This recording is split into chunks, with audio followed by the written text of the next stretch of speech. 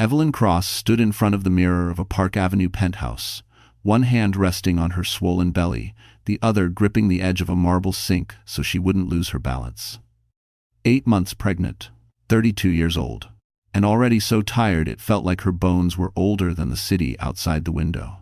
Behind her, Manhattan glowed, yellow lights, moving cars, a skyline that promised power to those who could afford it. Tonight, her husband would stand beneath crystal chandeliers at the Plaza Hotel and talk about leadership, ethics, and family values. And Evelyn would smile beside him, because that was her job now. On the bed lay a navy blue gown, chosen not by her, but by Vanessa Cole from Julian's communications team. Soft colors, Vanessa had said earlier. The public likes soft women. Evelyn hadn't argued, she rarely did anymore. Her phone vibrated. She reached for it instinctively, but Julian's hand was faster. "Still checking messages?" he asked, his voice calm, almost amused. "It was probably my brother," Evelyn said quietly. "Nathan just wanted to know if—" Julian turned the screen face down. "Your family makes you anxious," he replied, "and anxiety isn't good for the baby." He said it the way a doctor would, the way a man who owned the building, the car, the bank accounts, and most of her silence would. Downstairs, a black Mercedes waited. Julian slipped on his watch, adjusted his cufflinks, and glanced at her reflection. "Tonight matters," he said. "Investors, press, one wrong look, and people start asking questions." Evelyn nodded. She always nodded. As the elevator descended, her phone buzzed again in Julian's pocket. He glanced at it. Just for half a second, long enough for Evelyn to see the name on the screen. Vanessa. Julian smiled to himself. "We'll be late," he said. "There are things we need to settle when we get back." Something in his tone made Evelyn's stomach tighten, and not because of the baby. She pressed her palm harder against her belly, whispering words only she and the child could hear. At the plaza, cameras flashed. Julian transformed instantly, his arm warm and firm around her waist. "This is my wife," he told a reporter. "She's my strength." Evelyn smiled for the world. But as they turned away, Julian leaned close and whispered, so softly no one else could hear, "Tonight is the last time you embarrass me." The ride back from the plaza was quiet in a way that made Evelyn's chest ache. Manhattan slid past the tinted windows of the Mercedes, lights smearing into long gold lines that looked almost soft, almost kind. Julian sat beside her, scrolling through emails on his phone, his face calm again, polished, as if the man who had whispered that threat minutes earlier had never existed. Evelyn watched his reflection in the glass. His jaw was relaxed, his breathing steady. That calm scared her more than his anger ever had. "You barely spoke tonight," Julian said without looking up. "I felt dizzy," she replied. "The baby." "The baby is fine," he cut in. "Dr. Harlan cleared you. You worried too much." "Dr. Harlan." The doctor Julian paid. The doctor who never asked Evelyn questions unless Julian was in the room. She turned her gaze to the city instead, one hand tightening around the fabric of her dress. Her phone buzzed in her clutch. This time, Julian didn't take it. He glanced down, saw the name, and smiled faintly. "Your brother again?" he asked. "You really should stop filling your head with their panic." "They're my family," Evelyn said, the words barely louder than a breath. Julian finally looked at her. "I am your family now." The car slowed as they turned onto Park Avenue. Their building rose ahead, all glass and steel, guarded by a doorman who straightened the moment he recognized Julian. The elevator ride up felt longer than usual, too quiet. The soft music piped in from hidden speakers did nothing to calm her nerves. Inside the penthouse, Julian loosened his tie and set his watch down on the console table with deliberate care. Evelyn slipped out of her heels, her feet aching, her back tight. She wanted to go to bed. She wanted to lie down and let the night end. Instead, Julian poured himself a drink.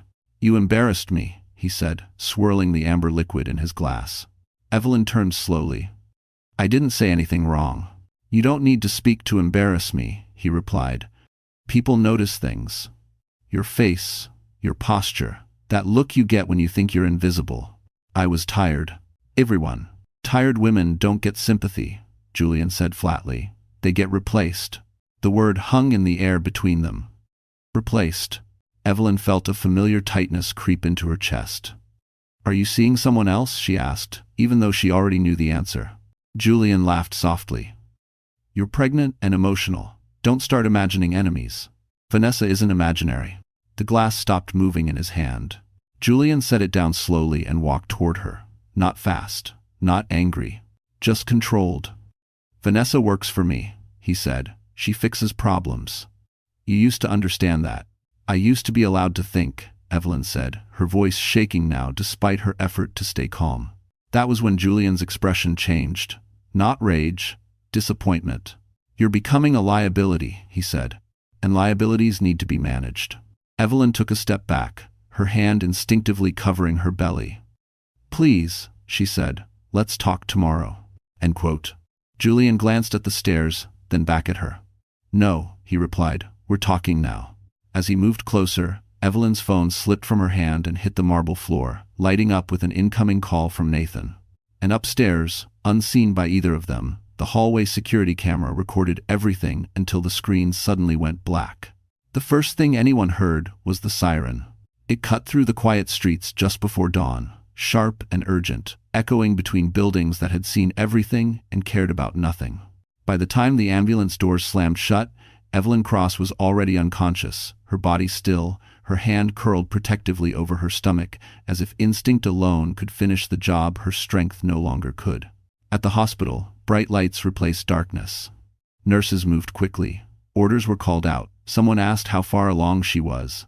Someone else asked who the father was. Julian answered every question with practiced calm, his voice steady, his hands clean, his suit still perfectly pressed. She slipped, he said. She's been under a lot of stress. The words went into the chart before anyone questioned them.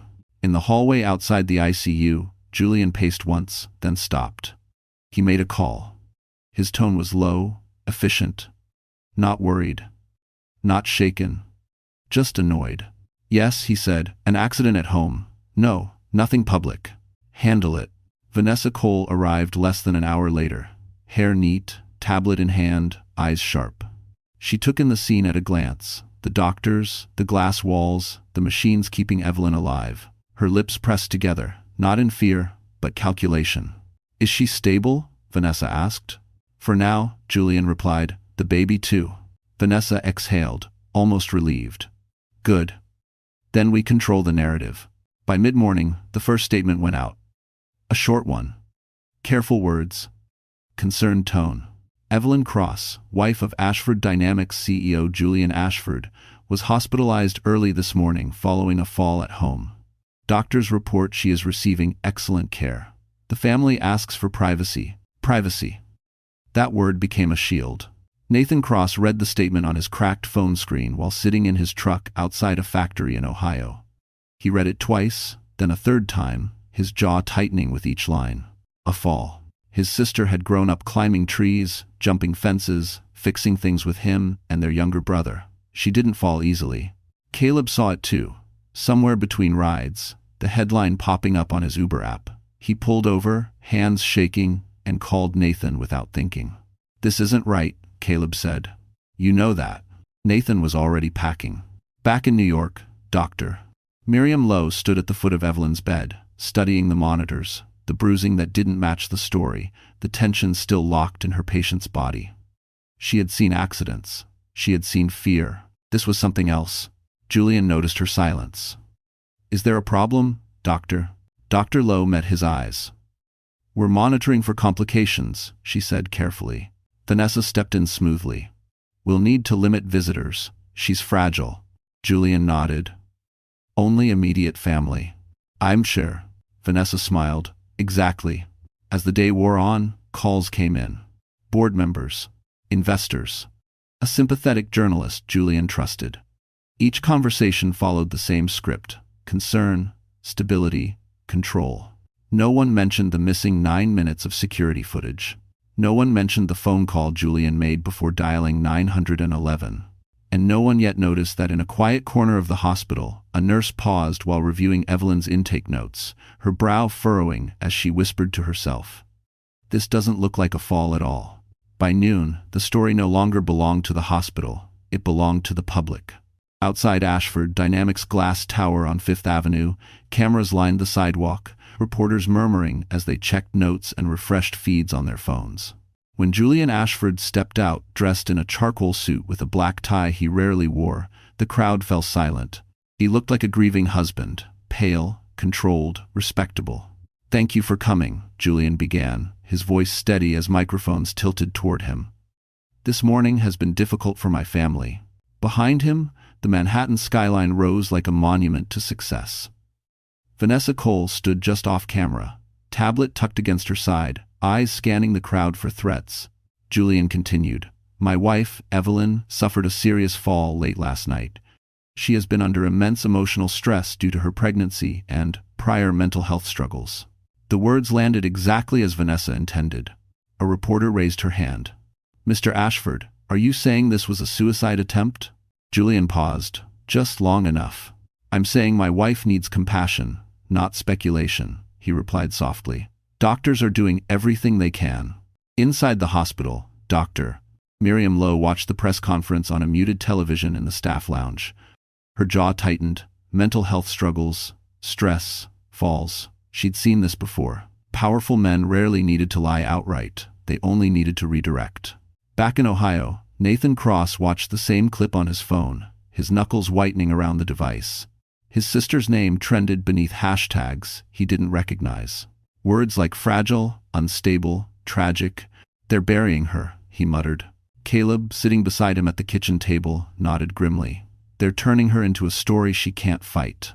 At the hospital, Vanessa moved quickly. Visitor lists were updated. Security was tightened. A note appeared in Evelyn's file recommending limited contact due to emotional volatility. It wasn't signed by Dr. Lowe.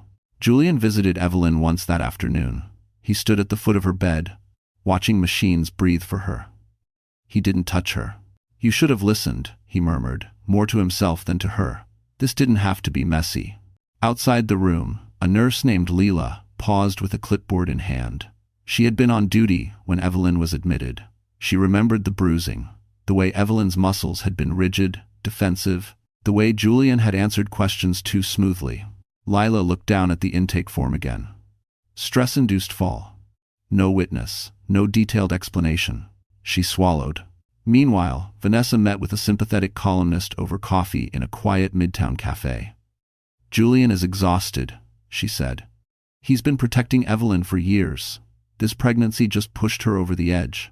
The columnist nodded, already typing. By evening, the narrative was set. Headlines softened Julian and hollowed Evelyn out. At sunset, 2 men arrived at the hospital from Ohio. They didn't wear suits, they didn't bring statements. They brought fear, determination, and blood ties no press release could erase.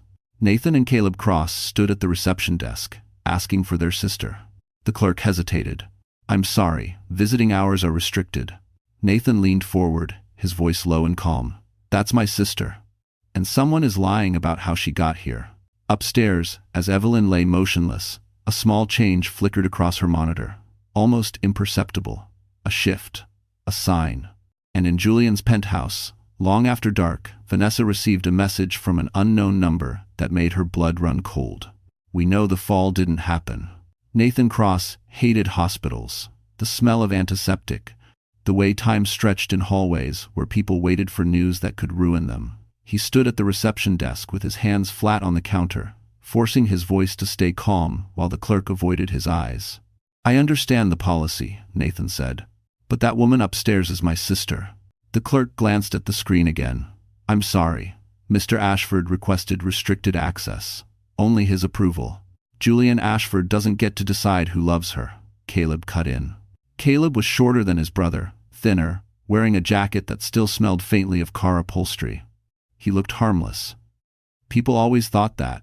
They never noticed how closely he watched everything, how his eyes kept drifting to the security cameras, the badge scanners, the rhythm of the floor. Behind them, a guard shifted uncomfortably. Nathan took a breath. "We're not here to cause trouble," he said. "We just want to see her." The clerk hesitated. Then she lowered her voice. "I'll check with the charge nurse." Minutes passed. The elevator dinged. Doctors moved by without looking at them. Caleb's phone buzzed. A notification. Another headline.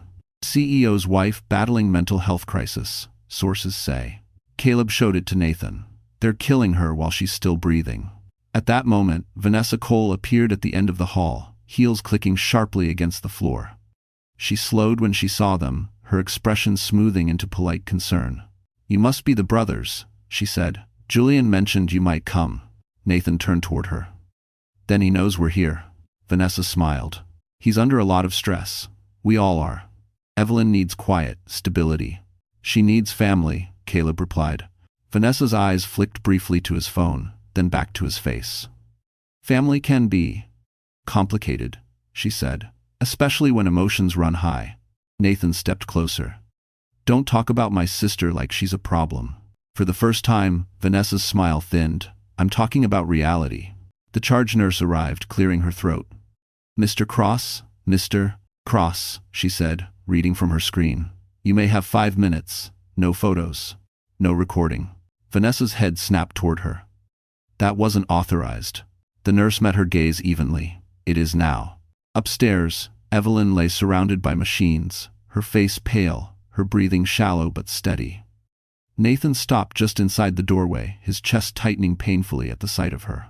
He hadn't seen her since the wedding. Since she'd started fading into someone quieter, smaller. Caleb moved closer, careful not to touch her. "Hey, Ev," he whispered. "We're here." Nathan noticed the bruises immediately. Not dramatic, not obvious, but wrong. Too symmetrical, too controlled. "This wasn't a fall," he said quietly. Behind them, Dr. Miriam Lowe stepped into the room. "I can't discuss details," she said. "But you're not wrong to ask questions." Down the hall, Vanessa pulled out her phone, fingers flying across the screen. A message went out. Short, urgent. "They're inside. We need to move faster." In the security office, a junior technician stared at a frozen playback screen, sweat beading on his forehead. The footage from the night before ended abruptly. 9 minutes of black. He swallowed hard and reached into his desk drawer, where a small flash drive waited. And in Evelyn's room, as Nathan held her hand, her fingers twitched ever so slightly, and the heart monitor changed its rhythm. Vanessa's phone vibrated again. This time, the message read, "The footage isn't gone." The junior technician's name was Aaron Blake, and until that morning, no one at the hospital knew he existed. He sat alone in the security office, staring at the paused frame on his monitor. The timestamp blinked red in the corner. 11:42 p.m. The exact moment the hallway camera outside the Ashford penthouse should have shown something. Instead, there was only darkness. 9 minutes of nothing. Aaron wiped his palms on his jeans. He'd been told it was a routine glitch, a system reset pushed remotely. He'd signed off on it without thinking. People like Julian Ashford didn't call it orders, they called it maintenance. But now 2 men from Ohio were in the ICU. And the woman on that gurney didn't look like someone who'd slipped on a stair. Aaron opened his desk drawer and looked at the flash drive again. He hadn't deleted the footage. He'd copied it first, out of habit, out of fear. His father had always told him, never erase your way out of a problem. Down the hall, Nathan and Caleb stood with Dr. Miriam Lowe just outside Evelyn's room. Her voice was low, careful. "I can't tell you what to think," Dr. Lowe said, "but I will say this. Injuries tell stories, and sometimes the official story doesn't match the body." Caleb nodded slowly. "Who controls the cameras?" Dr. Lowe hesitated. "Building security, but requests come from higher places." Nathan clenched his jaw. "Like Julian." Dr. Lowe didn't answer. She didn't need to. Across the floor, Vanessa Cole paced near the elevators, her phone pressed tight to her ear. "I don't care how," she hissed. "Find out who let them in." She ended the call and turned just in time to see Caleb watching her. Their eyes met. Something unreadable passed between them. "You look tired," Vanessa said coolly. "This city can be overwhelming if you're not used to it." Caleb smiled faintly. "Funny. I was thinking the same about you." Vanessa's phone vibrated. A new message. Her blood ran cold as she read it. "Security backup exists. Not deleted." She typed back immediately. "Who has it?" No response. In the ICU, a nurse named Lila adjusted Evelyn's IV and checked the monitor again. The numbers were stable. Better than before. "She's responding," Lila said quietly. "Small things. Fingers. Heart rate." Nathan swallowed hard. "Can she hear us?" "Sometimes." Leela replied. We don't fully understand it. Nathan leaned closer to his sister. Evelyn, he said softly. It's me. Nate. You're not alone. We're not going anywhere. Her fingers twitched again. This time, there was no doubt. At the far end of the hospital, Aaron Blake stood up from his chair. He slid the flash drive into his pocket, heart pounding. He knew what this meant. Whistleblowers didn't last long in places like this. But neither did lies. He stepped into the hallway and nearly collided with Vanessa Cole. She looked at him. He looked at her. For half a second, neither spoke. Then Vanessa smiled. You work security, right? She asked pleasantly. We may need to review some footage. Aaron nodded, forcing his voice steady. Sure, he said. Which footage? Vanessa's eyes searched his face, sharp and suspicious. The night Evelyn fell, she replied. Aaron met her gaze and said the most dangerous words of his life. I was just about to ask you the same thing. Somewhere above them, unseen and unheard, the truth waited on a tiny piece of plastic. And for the first time since the sirens, Julian Ashford's perfect control began to slip. Aaron Blake didn't go back to the security office right away. He walked past it, down the corridor, through a service stairwell that smelled like dust and old paint. His heart hammered so hard he was sure someone could hear it. Every step felt louder than it should have. Every shadow looked like Vanessa Cole waiting to corner him again. The flash drive in his pocket felt heavier than it had any right to. 3 floors above, Nathan sat beside Evelyn's bed, counting her breaths the way he used to count steps when they crossed busy streets as kids. In, out, in, out. The machines beeped steadily, but his nerves refused to calm. Caleb stood near the window, phone pressed to his ear. I don't care what it takes, he said quietly. Find me a lawyer in New York who knows domestic violence and corporate cover-ups. He hung up and turned to Dr. Miriam Lowe. If we get proof, he asked, will it matter? Dr. Lowe hesitated. Proof always matters, she said, but who you give it to matters just as much. Downstairs, Vanessa Cole slipped into a private waiting room and locked the door behind her. She dialed Julian immediately. They know, she said the moment he answered. The brothers are inside. Someone saved the footage. Julian was silent for a beat too long. Who? I don't know yet, Vanessa said, but we need to move before it surfaces. Julian's voice hardened. Then find it. And make sure it never leaves the building. Vanessa ended the call and stared at her reflection in the darkened TV screen. She told herself this was still manageable. It always was. People panicked. She cleaned up. That was her role. She didn't notice the small red light blinking above the television. Back in the stairwell, Aaron stopped and leaned against the wall, breathing hard. He pulled out his phone and opened a message thread he hadn't used in years. His older sister, a public defender in Brooklyn. I need help, he typed. I have evidence. Powerful people involved. The reply came faster than he expected. Don't talk to anyone else. Where are you? In the ICU, a nurse adjusted Evelyn's blanket. Nathan noticed something different about his sister's face. Less tension. As if her body, at least, had stopped fighting. She's stronger than they think, he murmured. Caleb nodded. So are we. The elevator doors opened down the hall, and Vanessa stepped out, her heels sharp against the floor. She scanned the area and spotted Aaron just as he turned the corner. There you are, she said smoothly. I was looking for you. Aaron forced a polite smile. Busy night. Unfortunate situation, Vanessa replied. Mr. Ashford wants a full review of last night's footage. All copies. All copies? Aaron echoed. Yes, she said, stepping closer. Including backups. Aaron met her eyes. For a moment, he saw something flicker there. Not confidence, fear. I'll need that request in writing, he said. Vanessa's smile froze. That won't be necessary. It will for me, Aaron replied, his voice steadier now. Policy. Vanessa leaned in, her voice dropping. You don't want to be on the wrong side of this. And Aaron thought of Evelyn. Of the bruises. Of 9 minutes of darkness. I think I already am, he said. Upstairs, Evelyn's monitor beeped faster, her fingers curled weakly around Nathan's.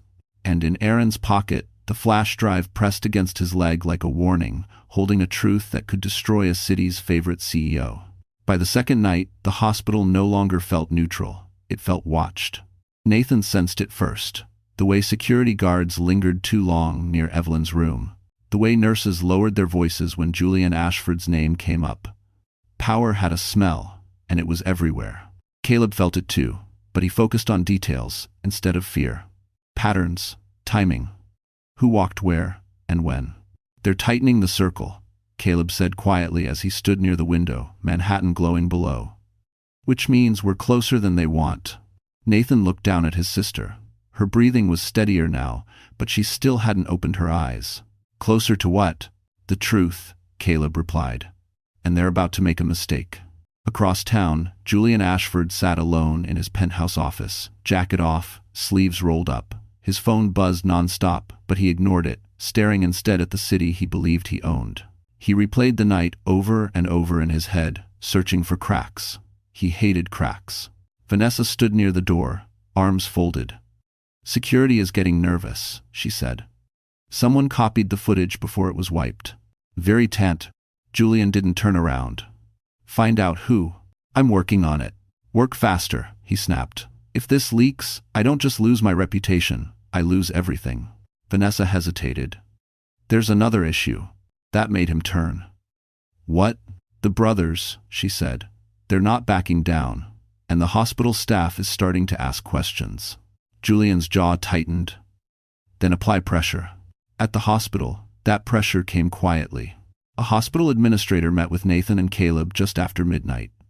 His tone was polite, apologetic, dangerous. "There have been concerns about disruptions," the man said. "Given the sensitivity of Mrs. Ashford's condition, we may need to reassess visitation." Nathan leaned forward. "Are you kicking us out?" "No," the administrator said quickly. "Not yet, but cooperation would help." Caleb smiled faintly. "Cooperation with who?" The administrator didn't answer. Minutes later, Caleb's phone buzzed. An unknown number. "I have the footage. They're coming for it." Caleb's pulse spiked. He typed back immediately. "Where are you?" Before the reply came, Vanessa appeared at the end of the hall again, this time with a uniformed officer beside her. "Not NYPD. Private security." She stopped when she saw Caleb holding his phone. "Problem?" she asked sweetly. "Just family business," Caleb replied, slipping the phone into his pocket. Vanessa's gaze sharpened. "You've been very busy for someone who claims to want peace." Caleb stepped closer, lowering his voice. "Funny thing about peace, sometimes it only comes after the truth." Vanessa's smile vanished. Down in the service stairwell, Aaron Blake stood with his back against the wall, phone pressed to his ear. His sister's voice was calm, steady. "Listen to me," she said. "Do not give the drive to anyone inside that building, especially not hospital administration." "Thanks, Evan." "They're already sniffing around," Aaron whispered. "I know," she replied. "That's why you need to leave. Now." Upstairs, Evelyn's heart monitor spiked suddenly. Nathan shot to his feet. A nurse rushed in, followed by Dr. Miriam Lowe. "She's responding to voices," Dr. Lowe said. "Talk to her." Nathan leaned close. "Ev," he said urgently, "if you can hear me, squeeze my hand." For a terrifying second, nothing happened. Then, slowly, unmistakably, Evelyn's fingers tightened around his. In the hallway, Vanessa's phone vibrated again. She read the message, and all the color drained from her face. "Aaron Blake has left the building." Vanessa looked up, eyes blazing. "Lock it down," she said. "Now." Because somewhere between the stairwell and the street, the truth was finally moving. And Julian Ashford was about to realize that money could stop many things, but not what had already escaped his control. By morning, the city woke up hungry. Caleb noticed it first when his phone wouldn't stop vibrating. Missed calls, unknown numbers, news alerts stacking on top of each other like falling dominoes. He stepped into a quiet corner of the hospital hallway and opened the first notification. Unconfirmed footage may contradict fall story in Ashford case. He exhaled slowly. "It's starting," he murmured. Nathan stood beside Evelyn's bed, watching her chest rise and fall. She was awake now, barely, her eyes fluttering open for seconds at a time before exhaustion pulled her back under. When Caleb told him the news, Nathan didn't smile. He didn't celebrate. "They'll come harder now," he said. "Cornered men always do." Across town, Julian Ashford slammed his fist against his desk. The screen of his MacBook glowed with headlines, each one more dangerous than the last. Words like footage, witness, and cover-up crawled across the page. "Who leaked this?" he demanded. Vanessa stood frozen near the window, her confidence finally cracking. "It's not the footage itself," she said carefully. "Not yet, just the idea of it." Julian turned on her. Ideas destroy empires faster than facts. His phone rang. A board member, then another. He ignored both and dialed a different number instead.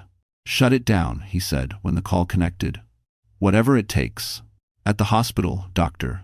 Miriam Lowe met with an internal review officer, her posture stiff, her words precise. She didn't accuse, she didn't speculate. She simply requested that all records from Evelyn's admission be preserved immediately. That request alone was enough to send alarms through the administration. Meanwhile, Aaron Blake sat in the back of a crowded diner in Queens, a half-finished coffee growing cold in front of him. He watched the door constantly, the flash drive taped securely beneath the table with shaking hands. His sister sat across from him, calm as stone. "You did the right thing," she said. "People like him don't lose," Aaron replied. "They delay, they threaten, they bury." She leaned forward.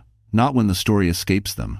Back at the hospital, Vanessa arrived with a smile that didn't reach her eyes. She approached Caleb first, her voice low. "You should take your sister home," she said. "Before this turns ugly." Caleb looked at her steadily. "It already did. You just didn't think anyone would survive it." Vanessa's jaw tightened. "You think you're winning," she said, "but you don't understand the cost." Before Caleb could reply, a nurse rushed past them. "Dr. Lowe needs you," she said urgently. Inside Evelyn's room, the television was on. Not loud, just enough. Julian Ashford's face filled the screen as he stepped up to a microphone outside his building, jaw clenched, eyes hard. "There has been misinformation," Julian said. "My wife is ill, and I will not allow opportunists to exploit her condition." Evelyn's eyes opened fully for the first time. She looked at the screen, at Julian, at the lie. Then she turned her head toward Nathan and whispered, barely audible but unmistakably clear, "He's lying." The room went still, and somewhere across the city, a video file finished uploading. The room didn't breathe for a second after Evelyn spoke. Nathan felt it before he understood it. The shift. The weight lifting just enough to remind him that his sister was still there, still fighting. He leaned closer, his voice trembling despite himself. "Ev," he said softly, "say it again." Evelyn swallowed. Her throat was dry, her lips pale, but her eyes were clear now, clear in a way Nathan hadn't seen in years. "He's lying," she repeated, a little stronger this time. "About everything." Caleb stood frozen near the door, his hands clenched into fists. For weeks, they had been fighting shadows, press releases, legal language, smiling faces that hid knives. And now, finally, the truth had a voice. Dr. Miriam Lowe stepped forward, her professional composure slipping just enough to reveal emotion. "Evelyn," she said gently, "do you know where you are?" "In the hospital," Evelyn replied. "Because my husband hurt me." The words landed like thunder. Outside the room, a nurse stopped walking. Another slowly turned. This wasn't a rumor. This wasn't a leak. This was a patient, conscious, naming her abuser. Dr. Lowe straightened. "I'm calling this in," she said. "Officially." Nathan reached for his sister's hand. Careful, reverent. "You don't have to do everything at once," he told her. "Just breathe." Evelyn nodded faintly. "I'm not scared anymore," she whispered. "Not of him? It's Juan." Across the city, Julian Ashford watched the same press conference replay on mute from his office. His phone buzzed repeatedly on the desk, but he didn't answer. He was already calculating, already adjusting. He told himself this was just another obstacle. Vanessa burst into the room without knocking. "The footage," she said. "It's gone public. Not all of it. Enough." Julian turned slowly. "Enough for what?" "For people to start asking questions you can't control," she replied. "And there's more." Evelyn is awake. Julian's expression hardened. "That doesn't change anything." "It changes everything," Vanessa snapped. "If she talks." "She won't," Julian said coldly. "She's unstable. That's the story." Vanessa stared at him, something like doubt finally creeping into her eyes. For the first time, she wondered if she had bet on the wrong man. Back at the hospital, a police officer stood just outside Evelyn's room, speaking quietly into his radio. The hospital administrator returned, no longer polite, no longer evasive. "We'll need a formal statement," he said. "You'll get it," Dr. Lowe replied. "When she's ready." Evelyn squeezed Nathan's hand again. "I remember," she said suddenly. "The stairs, the words he said before." Caleb stepped closer. "What words?" Evelyn took a slow breath, each inhale a battle. "He said the baby made me weak, that I was ruining him." Caleb closed his eyes briefly, steadying himself. Outside, reporters gathered again, sensing blood in the water. Phones were raised. Questions shouted. And deep in the city's digital bloodstream, the video file continued to spread, copied and recopied, impossible to pull back. Evelyn Cross had survived. She had spoken. And for the first time since that night at the plaza, the story was no longer Julian Ashford's to tell. By the next morning, Manhattan felt different. Not louder. Not angrier. Just alert, the way a city gets when something powerful has slipped. News vans crowded the curb outside the hospital, their satellite dishes pointed skyward like metal flowers. Reporters whispered into phones, checking sources, chasing confirmations that no one wanted to give on record yet. Nathan watched it all from the window of Evelyn's room. "They're circling," he said quietly. "They should," Caleb replied. "For once, it's not us they're hunting. Thanks for watching." Inside the room, Evelyn rested with her eyes closed, exhausted but stable. Speaking had taken more out of her than she admitted. Still, her grip on reality felt firm now, anchored by the truth she had finally let out. Dr. Miriam Lowe entered with a clipboard and a look she didn't bother to soften. "Hospital administration has notified the police formally," she said. "This is no longer an internal matter." Nathan exhaled slowly. "About time? I never." Across the city, Julian Ashford sat in a conference room with floor-to-ceiling windows overlooking the skyline. The board of Ashford Dynamics appeared on a massive screen, faces tense, some angry, others afraid. "This is becoming untenable," one board member said. "Our stock dipped 6% overnight." Julian kept his hands folded, calm on the surface. "This is a family issue being exploited," he said. "I can contain it." Another voice cut in. "Can you?" Silence followed. Vanessa sat just out of frame, her tablet untouched. She hadn't slept. For the first time in years, she felt the ground shifting beneath her feet. At the hospital, 2 detectives arrived, plainclothes, no drama. They spoke with Dr. Lowe first, then with Nathan and Caleb. They listened, took notes, asked careful questions. "We'll need to speak with Mrs. Cross when she's able," one detective said. "She will," Nathan replied. "She's done being quiet." BC. Down the hall, a television replayed the leaked footage on loop. Grainy, partial. Enough to show Julian's shadow looming, Evelyn stumbling backward, fear unmistakable in her posture. It wasn't the full truth, but it was devastating. A nurse passing by stopped and shook her head. "I knew it," she murmured. That single sentence echoed everywhere. In Queens, Aaron Blake watched the same clip on his laptop, his stomach tight. His sister stood behind him, hands on his shoulders. "You did this," she said softly. "No," Aaron replied. "She did." Back in the boardroom, a legal advisor spoke carefully. Given the circumstances, it may be wise for Mr. Ashford to step back temporarily. Julian's eyes flashed. "I'm not stepping down." The advisor met his gaze. "Then the board may have no choice." At the hospital, Vanessa appeared one last time outside Evelyn's room. Her posture was still elegant, but her voice wavered. "This could get very ugly," she said to Caleb. "For everyone." Caleb looked at her steadily. "It already has.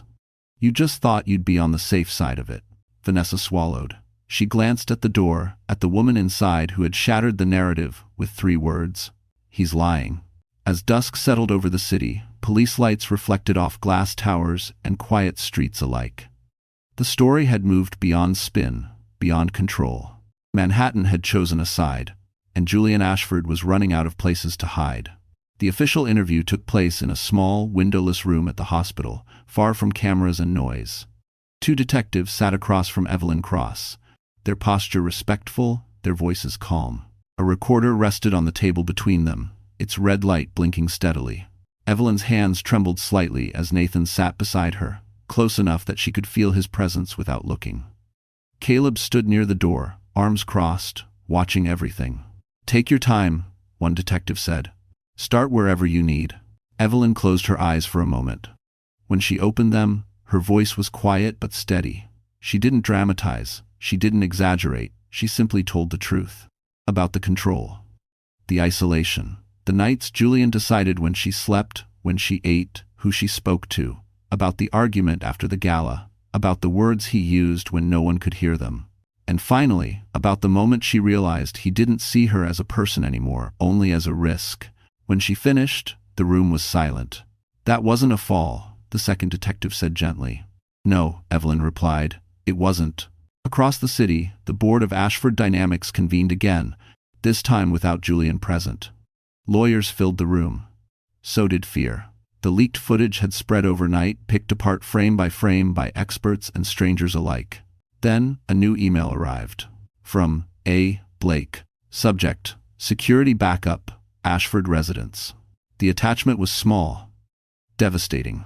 In a diner in Queens, Aaron Blake stared at his phone as his sister squeezed his hand. "Once this goes in," she said, "there's no taking it back." Aaron nodded. "Good." The footage wasn't dramatic. It didn't need to be. It showed Julian blocking the stairwell, Evelyn backing away, his hand grabbing her arm, her body twisting, trying to protect her stomach. And then the moment she disappeared from view. 9 minutes later, Julian reappeared alone. By the time the detectives left the hospital room, the file had already been delivered to the district attorney. Julian learned about it from his lawyer. "You need to prepare yourself," the lawyer said carefully. "This is no longer a matter of public relations." Julian stood at the window of his penthouse, the city spread beneath him. "I didn't mean to hurt her," he said flatly. "She pushed me." There was a pause on the line. Then, "Do not say that again. It's lost haveditum, and Mender." At the hospital, Vanessa Cole watched the news break in real time. She sat alone in a quiet corner, her tablet untouched for once. The footage played on every channel, stripped of commentary, stripped of spin. This was not a woman falling. This was a man losing control. Vanessa felt something heavy settle in her chest. She had written dozens of crisis plans. None of them covered this. In Evelyn's room, Dr. Miriam Lowe checked the monitors and smiled faintly. "Your vitals are strong," she said. "Both of you." Evelyn rested a hand over her belly. For the first time in months, she felt something close to peace. Outside, police cars pulled up beneath glass towers. Board members resigned. Statements were rewritten. Phones rang unanswered. The truth had crossed the point of containment. And Julian Ashford's world, so carefully built on silence, began to collapse under the weight of one file that refused to disappear. Vanessa Cole realized she was alone the moment no one returned her calls. She stood in a quiet conference room on the 43rd floor of Ashford Dynamics, Manhattan spread beneath the windows like a map she no longer controlled. Her tablet lay dark on the table. No crisis plan. No talking points. Just silence. An hour earlier, she had been indispensable. Now she was invisible. Her phone finally buzzed. Not Julian. Not legal. An unknown number. "We need to talk. Today." H.B. Vanessa knew that initial. Helen Brooks. The attorney whose name had started appearing at the bottom of every article she feared. Evelyn's lawyer. At the hospital, Evelyn sat upright for the first time, pillows stacked behind her back. The effort left her exhausted, but her eyes were clear. When Helen Brooks entered the room, carrying a slim folder, Evelyn felt something unfamiliar. Relief. "They're circling," Helen said calmly. "Which means they're about to sacrifice someone." "And we keep Mart." Nathan crossed his arms. "Julian?" Helen shook her head. "Not first. Someone closer, someone convenient." As if summoned by the words, Vanessa walked into the hospital an hour later, escorted by no one. No confidence, no smile, just a tight jaw and eyes rimmed with red. She stopped short when she saw Evelyn sitting up. "You're awake," Vanessa said softly. Evelyn met her gaze. "I am." Vanessa swallowed. "Julian is telling people I acted without his knowledge, that I exaggerated, that I pushed the mental health angle too hard." Helen stepped forward. "Did you?" Vanessa looked between them. "Yes," she said. "But I didn't invent him. I didn't invent the way he talked about her. About the baby." Evelyn's hand tightened on the blanket. Vanessa continued, her voice cracking now. He said if the child complicated things, it would be handled. I thought he meant lawyers. I thought, she stopped. I wanted his approval. That's the truth. Silence filled the room. Helen opened the folder. We're offering you a choice, she said. Full cooperation. Documents, messages, audio, everything. In exchange, we don't bury you. Vanessa laughed weakly. You think I have leverage? You have proximity, Helen replied. And guilt? Vanessa looked at Evelyn again. For the first time, she didn't look down on her. She looked ashamed. I didn't think you'd survive, Vanessa said quietly. Evelyn held her gaze. Neither did he. Thank you for watching. That afternoon, Vanessa walked into the district attorney's office, carrying a drive of her own. Emails, draft statements, a recorded call where Julian laughed and said, if she breaks, she breaks. By evening, the headlines changed tone. CEO distances himself from advisor amid expanding probe. Inside Ashford Dynamics, board members resigned preemptively. Stock continued to slide. Julian's name was no longer followed by visionary, but by alleged. 10. At sunset, police arrived at Julian's penthouse with a warrant. From her hospital bed, Evelyn watched the news without speaking. Nathan stood beside her. Caleb leaned against the wall, arms folded. They're eating each other, Caleb said quietly. Evelyn rested a hand on her stomach. The baby kicked, strong and certain. No, she said. They're just finally facing consequences. Over one no. And somewhere downtown, as Julian Ashford stared at flashing lights through glass he once believed unbreakable, he realized too late that the woman he tried to erase had become the reason his world was ending. The emergency board meeting was scheduled for 8 a.m. But the room was already full by 7:30. Men and women who once praised Julian Ashford's vision now avoided his eyes, whispering behind legal pads and glowing laptops. The glass walls of the Park Avenue boardroom reflected a city that had already made up its mind.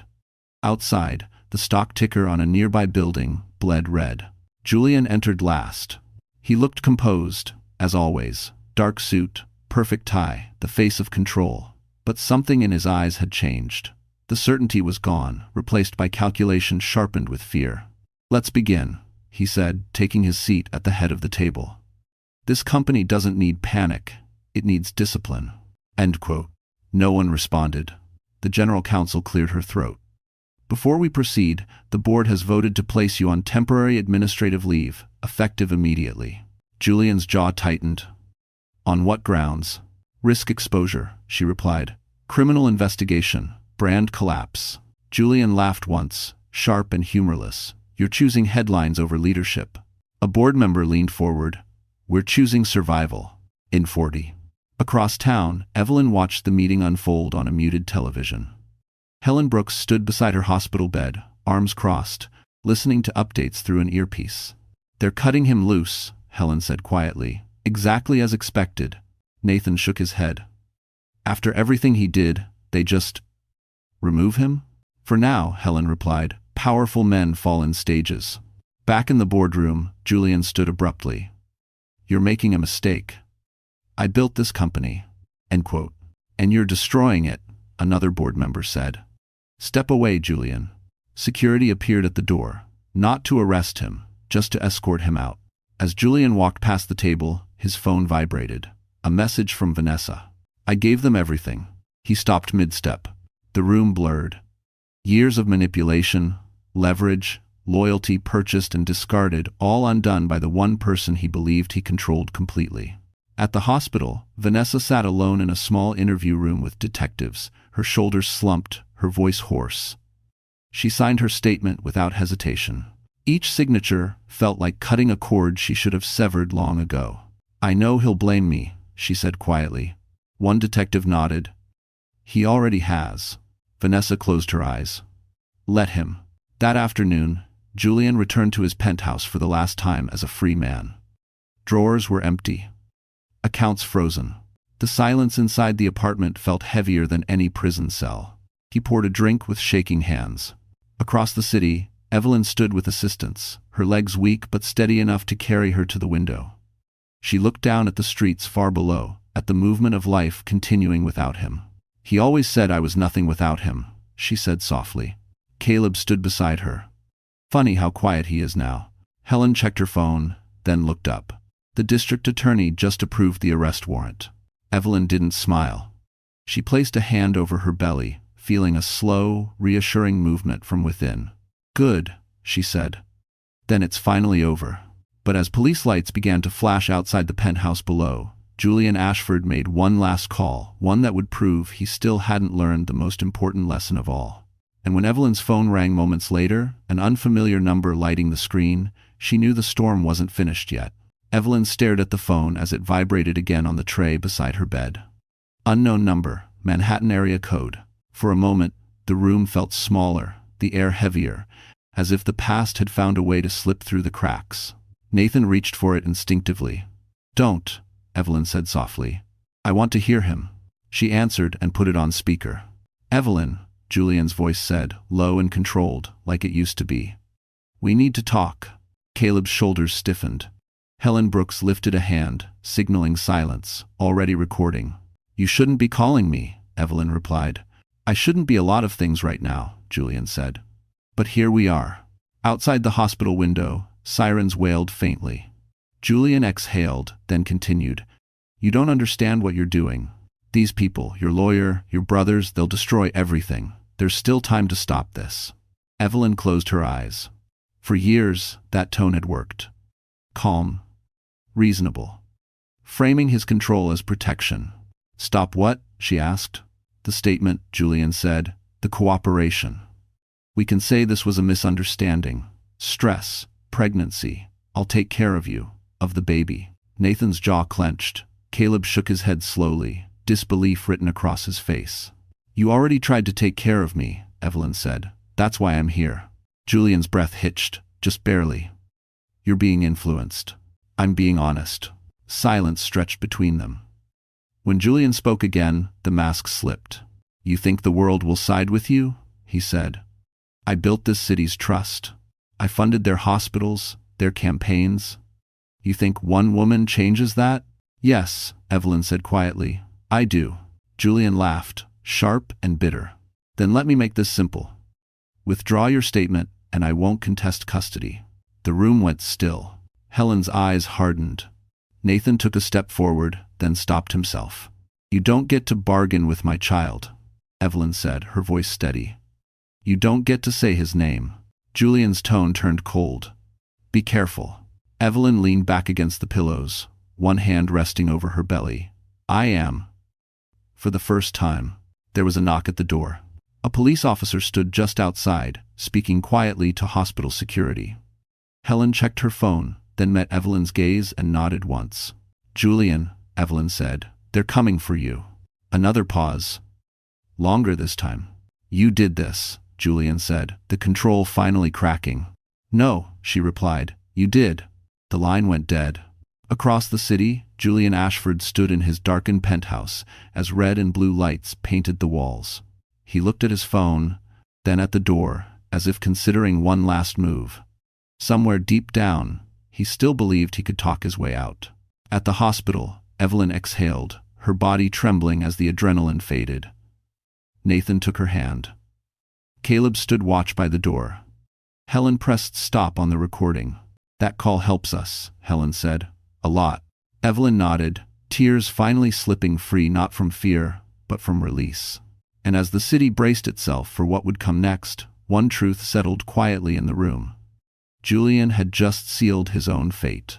Because the moment he tried to negotiate a child's future, he crossed a line no power could erase. The knock came at exactly 9:17 p.m. It wasn't loud. It didn't need to be. The kind of knock delivered by people who already knew you had nowhere to go. Julian Ashford stood frozen in the center of his penthouse living room, the city lights of Manhattan flickering against the glass behind him. For the first time in his life, the silence didn't feel obedient. It felt judgmental. Another knock. He straightened his jacket out of habit, as if appearance still mattered, as if power could be buttoned back into place. When he opened the door, two detectives stood there, badges visible, faces unreadable. A uniformed officer waited just behind them. Julian Ashford, one detective said. You're under arrest for felony assault, coercion, and witness intimidation. Julian's lips parted, then closed again. "This is unnecessary," he said. "My attorney." "You can call him," the detective replied calmly. "After we leave." They stepped inside. Cold steel clicked around Julian's wrists, the sound impossibly loud in the expensive, empty room. For a brief second, panic flashed across his face before he forced it back down. Cameras waited outside. By the time Julian was led through the lobby, flashes exploded like fireworks. Someone shouted his name. Someone else shouted a question he didn't answer. Across the city, Evelyn watched the arrest on television from her hospital bed. She didn't feel joy. She felt still. Nathan stood behind her, hands resting on the back of her chair. "It's done," he said quietly. "No," Evelyn replied. "It's begun," he said. At the precinct, Julian sat in a holding room, his tie removed, his confidence stripped down to raw calculation. He stared at the table, replaying mistakes. The call. The threats. Vanessa's betrayal. Across the hall, detectives reviewed recordings, footage, transcripts. Each piece fit too well to ignore. "This isn't just domestic violence," one detective said. "This is a pattern." Back at the hospital, Helen Brooks closed her laptop and exhaled. "The DA is pressing full charges," she said. "And they're requesting a protective order immediately." Evelyn nodded. "For my son." "For both of you," Helen corrected gently. Later that night, a nurse wheeled Evelyn to a quieter wing. The chaos had settled, replaced by something unfamiliar, peace edged with exhaustion. Caleb walked alongside her, silent but steady. "You okay?" he asked. Evelyn thought for a moment. "I'm not afraid," she said. "That feels new, doesn't Tanda?" In a downtown jail, Julian Ashford lay awake on a narrow bunk, staring at the ceiling. No glass walls, no skyline, no assistants waiting outside the door, just concrete and fluorescent light. For the first time, no one listened when he spoke. By morning, the headlines were everywhere. Ashford arrested in domestic assault case. CEO denied bail pending hearing. At the hospital, Dr. Miriam Lowe checked Evelyn's vitals and smiled. "You're strong," she said. "Both of you." "Danar." Evelyn rested a hand over her belly. The baby kicked gently, as if agreeing. She looked out the window at a city that had finally stopped protecting the wrong man. Julian had spent his life believing consequences were for other people. Now, sitting alone behind locked doors, he was forced to confront the truth he had avoided for too long. Power doesn't disappear quietly. It collapses. And when it does, it leaves nothing behind to hide in. The arraignment happened 2 days later, and the city showed up for it. Nathan saw it on the news, first crowds packed outside the courthouse, phones raised, reporters shouting Julian Ashford's name as if it were a verdict by itself.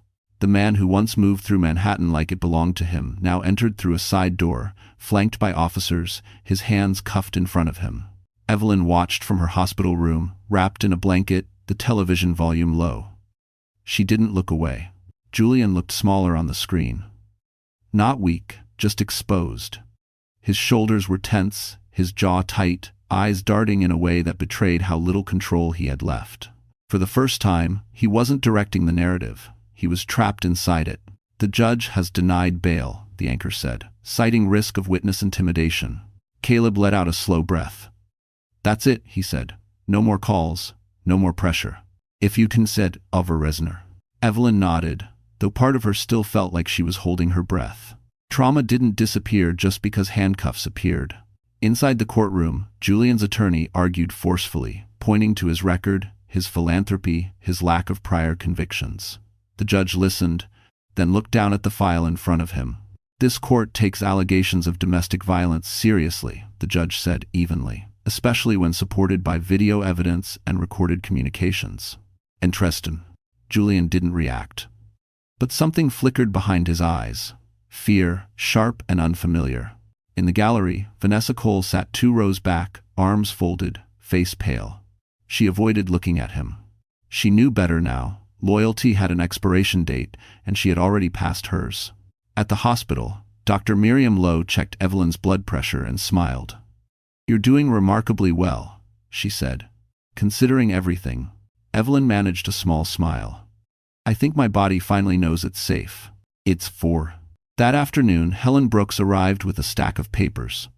"Protective orders are in place," she said.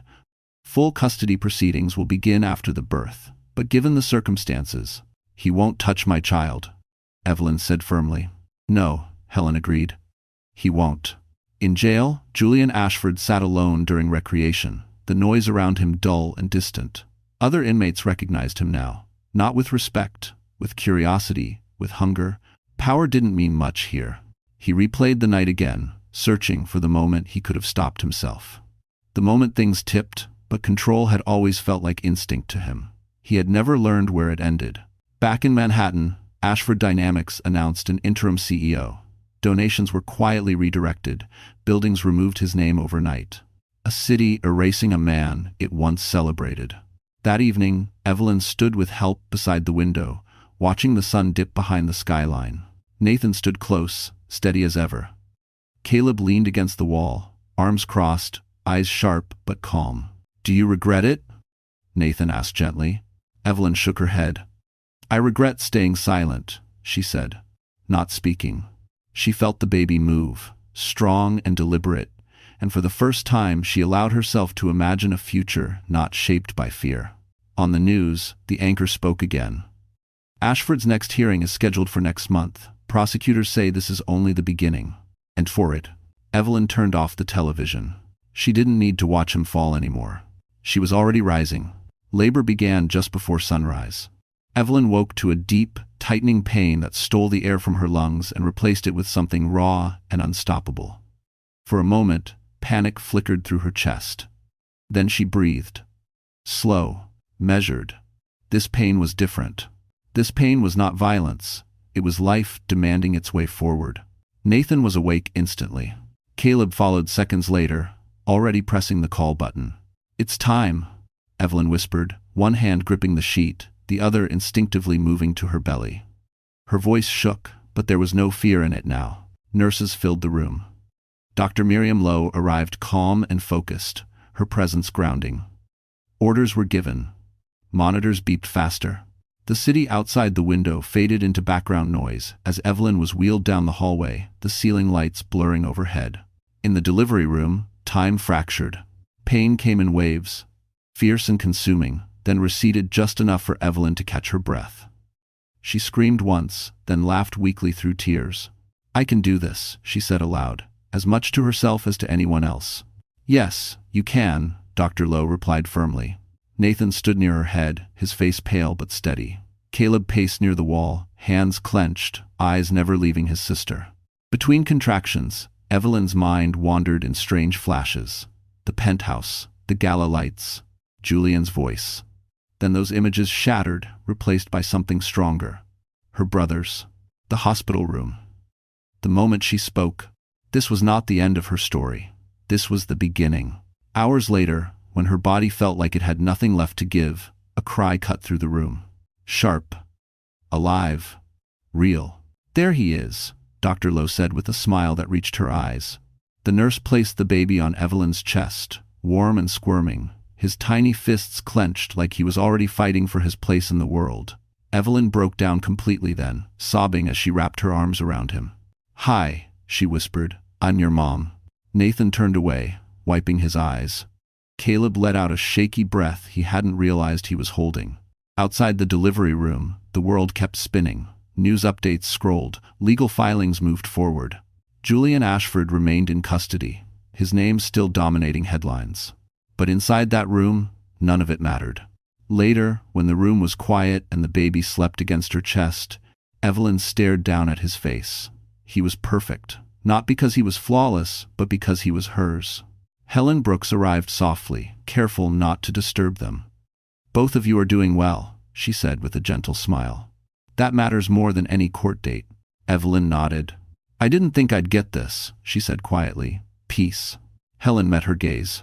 "You earned it." That evening, as the sun dipped behind the skyline, Evelyn stood at the window with Help, holding her son close. The city glowed below, indifferent and beautiful. She didn't feel like a survivor. She felt like a mother. And somewhere far away, behind locked doors and concrete walls, Julian Ashford sat alone, learning too late that the life he tried to control had moved on without him. Evelyn pressed a kiss to her son's forehead. The cycle was broken. The future had arrived.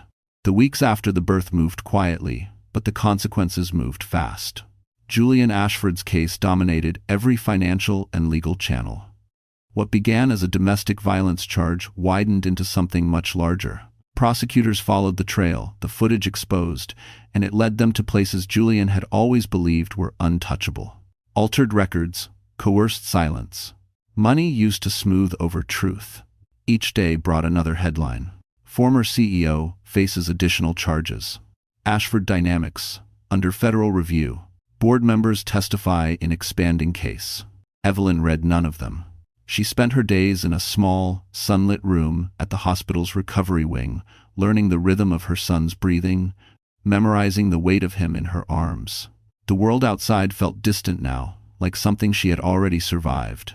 Nathan watched from a chair near the window, scrolling through updates he didn't share unless she asked.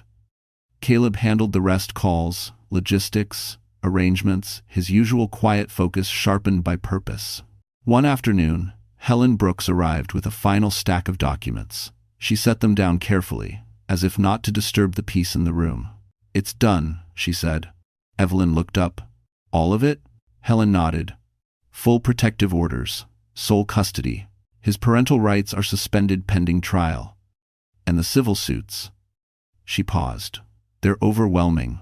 Evelyn's fingers tightened around the blanket. "What happens to him?" Helen didn't soften her voice. "He will answer for everything he did. Publicly, slowly."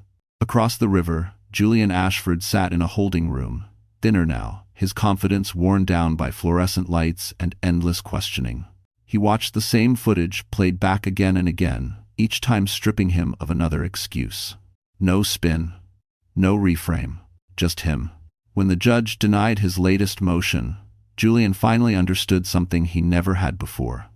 Consequences didn't care who you used to be. At Ashford Dynamics, his name was removed from everything. Buildings, foundations, plaques. Even the lobby wall where his portrait once hung stood blank now, like he had never existed. Vanessa Cole was barred from consulting work indefinitely. She avoided the spotlight, knowing public forgiveness wasn't something she deserved. She had told the truth, yes, but only after helping bury it. Back at the hospital, Evelyn signed the last form Helen placed in front of her. She didn't rush, she didn't shake. "That's it," Helen said softly. "You're free." Evelyn leaned back and closed her eyes. Not in relief, in understanding. Freedom wasn't the absence of pain. It was the absence of fear. That evening, she walked slowly through Central Park with her brothers, her son bundled against her chest. The city moved around them. Runners, dogs, laughter, life continuing without pause. No one recognized her. And for the first time, that felt like a gift. Caleb glanced at her. "You okay?" Evelyn smiled faintly.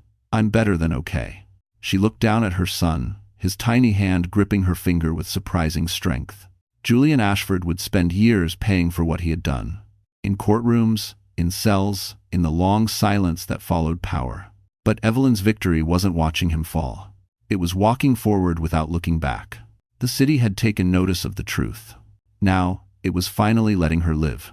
Spring came quietly that year, not with headlines or sirens, but with small, ordinary moments that felt almost unreal after everything Evelyn Cross had survived. Morning light through thin curtains, the soft weight of her son sleeping against her chest, coffee cooling on the kitchen counter because she forgot it was there. She no longer lived in Manhattan. The apartment was modest, tucked into a quiet neighborhood outside the city, close enough for work but far enough from glass towers and memories. The walls were bare for now. No art, no statements, just space to breathe. Nathan helped fix the loose cabinet door that Julian once promised to replace and never did. Caleb assembled the crib, muttering under his breath while following instructions that made no sense. They argued. They laughed. They stayed. Evelyn watched them from the couch, her son cradled in her arms, and felt something settle inside her chest. This was what safety felt like. The trial moved forward without her presence. Helen Brooks handled everything, sending updates when necessary, never pushing. Julian Ashford's name still appeared in the news, but now it was followed by words like sentencing and liability. The city that once shielded him no longer looked his way. Evelyn didn't celebrate. She healed. Some afternoons, when the baby slept, she read. Real books, not self-help manuals meant to make her quieter or easier to manage. Stories about women who lost everything and still found meaning. She marked pages. She underlined sentences that felt like truths she'd always known but had never been allowed to say out loud. One evening, as the sun dipped low and painted the room gold, Evelyn stood at the window, rocking her son gently. He blinked up at her, eyes curious, trusting. "I won't lie to you," she whispered. "I won't make you smaller to make myself safer." He yawned, unimpressed, and Evelyn laughed softly. Later that week, she met someone new. Not a savior. Not a powerful man with promises. Just a neighbor, kind and awkward, who offered to carry groceries when he saw her struggling with the stroller. He didn't ask questions. He didn't recognize her. He didn't need to. They talked about weather, about sleep deprivation, about nothing important, and that was enough. Months later, the final verdict came down. Guilty on all major charges. Sentencing scheduled. Appeals denied. Helen called Evelyn personally. "It's over," she said. Evelyn closed her eyes. Not in relief, in gratitude. That night, she held her son close and let herself cry, not from pain, but from release, from knowing the cycle had ended with her. Julian Ashford lost his freedom, his legacy, and the name he once used to control rooms. He would spend years answering for what he had done, far from the world that once applauded him. Evelyn gained something far more rare. She gained her voice. She gained her family. She gained mornings without fear and nights without dread. And as her son grew, learning her face, her voice, her laugh, she understood the truth that no court could deliver. Justice wasn't watching a powerful man fall. Justice was standing in a quiet room, holding the life you protected, knowing you were finally free. So, the story has come to an end. And if you're still here with us right now, really still here, then maybe something in this journey touched your heart in a quiet way. Stories like this don't stay on the screen. They follow us into our own lives, into the moments when we feel small, trapped, or afraid to speak. What this story reminds us is simple but powerful. Silence protects pain, not peace. Real strength isn't found in control, money, or image. It's found in truth, in choosing to stand up even when your voice shakes. As the Stoic philosopher Marcus Aurelius once wrote, "You have power over your mind, not outside events. Realize this, and you will find strength." Healing begins the moment we stop trying to survive who we were forced to be and start honoring who we truly are. Another Stoic truth says, "What stands in the way becomes the way." Pain doesn't disappear by pretending it never happened. It becomes the path that teaches us boundaries, self-respect, and compassion for ourselves and others. Like Evelyn, we don't heal by winning revenge, we heal by reclaiming our lives. If this story moved you, if it reminded you that you are not alone, please like this video, share it with someone who might need it, and subscribe to our channel. Your support helps us keep telling stories that heal, awaken, and remind us of our worth.